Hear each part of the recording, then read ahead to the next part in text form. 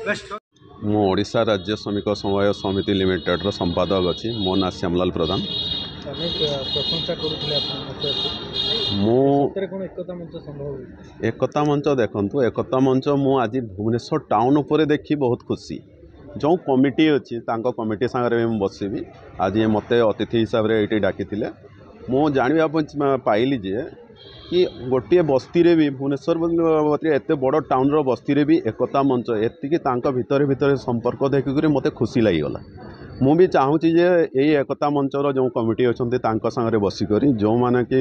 श्रमिक श्रेणीर लोक अच्छा कौन सुविधा हो पार सागर डिस्कस कर सब सुविधा सोसाइटी तरफ दिज्व। State labour cooperative society limited additional secretary Swarup Kumar Raut तो आज आदर्श कलोन धन्यवाद देवी से आज अतिथि रूप में डाकी भी जो आम रही सोसाइटी तरफ जिते भी सुविधा आम जोगे देवा लगे भी आम आज डिक्लेयर कर सारी आम आगू लक्ष्य रखू जे आमको जमी ग्लोसरी जमी आम जोगे चलूँ 300 ରୁ 400 स्टोर ओडिशा रे सेमिति एठी भी जमी आम करूँ आम अलरेडी भी जनईदेवु से आम ऑफिस गलापर आम बहुत जल्दी भी सुविधा सब जोगईदेवु ये जमी ग्लोसरी गारमेंट ठार आरंभ कर जिते प्रकार आम सुविधा अच्छी। बंधु मिलन कार्यक्रम है आप कौन परिलक्षित कले आई बंधु मिलन आगामी दिन में कौन प्रभाव पकेब एकता मंच देखो प्रथम मोर मो परिचयटा दूसरी मुझे हिमांशु भूषण त्रिपाठी आउ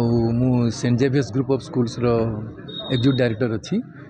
मते आज ये माने अतिथि भाव में ये मत डाकी ये जो आप जो कहते बंधु मिलन जो आमर अच्छी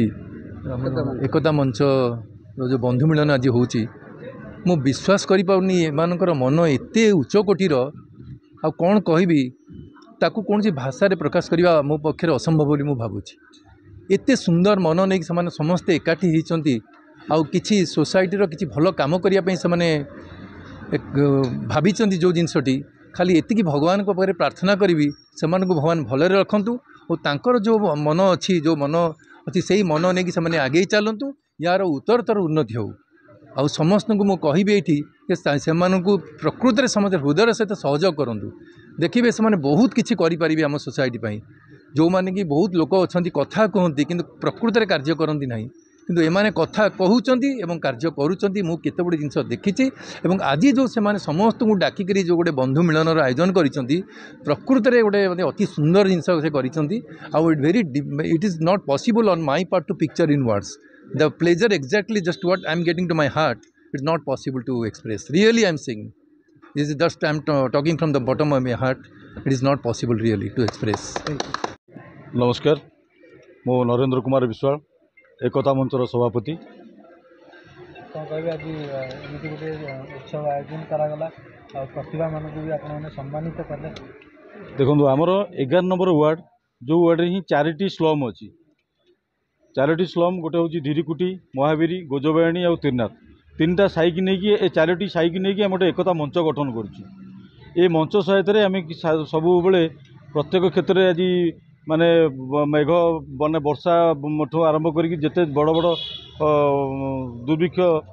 बेले आम एकता मंच जाकि ठिया भी लोक मानू साहाय्य कर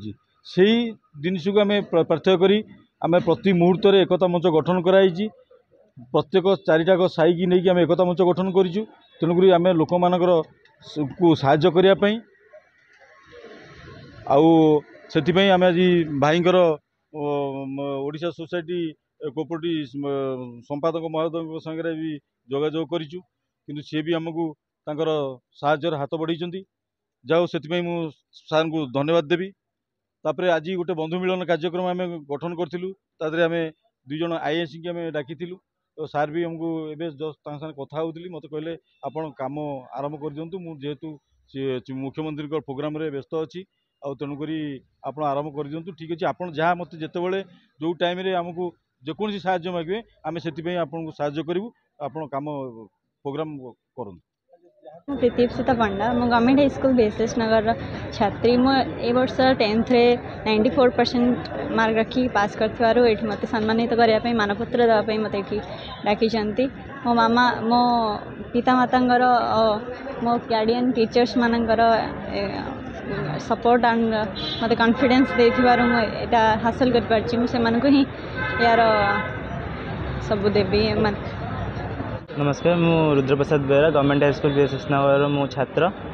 ମୁଁ ଚଳିତ ବର୍ଷ 94% ମାର୍କ ରଖି ପାସ୍ ଦଶମ ପରୀକ୍ଷାରେ ଉତ୍ତୀର୍ଣ୍ଣ ହୋଇଛି ଏବଂ ନିଜର ସଫଳତା ପାଇଁ ମୁଁ ନିଜର ବାପା ମା ଏବଂ ନିଜ